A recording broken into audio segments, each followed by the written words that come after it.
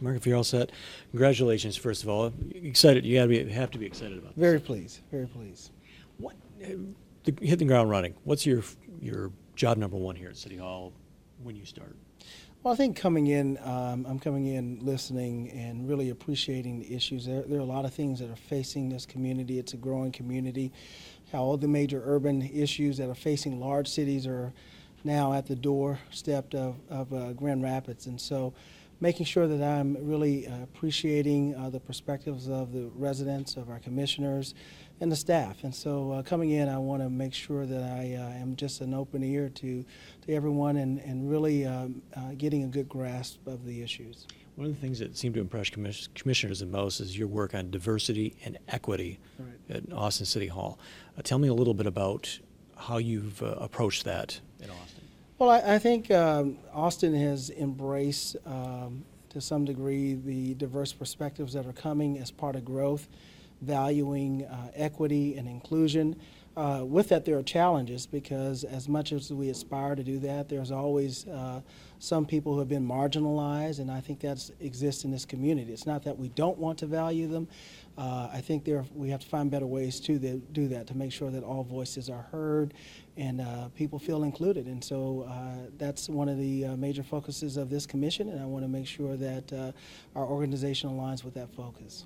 That's the orders of the commission, that's the wish of the commission, but you also have to make sure the streets are paved, that the Absolutely. sewers are running, that the water's Right. running. How do you balance all of that?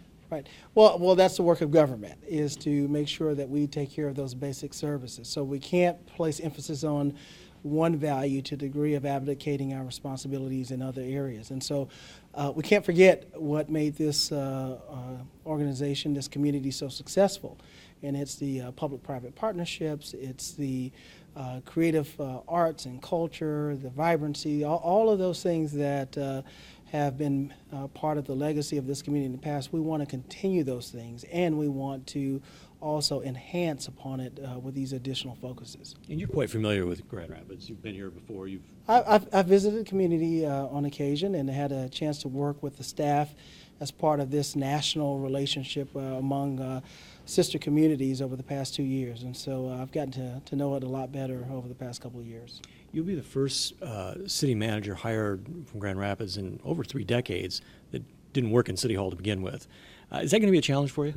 Well, I think there's an opportunity. There's been great leadership, continuity of leadership, familiarity with this community for the past 30 years.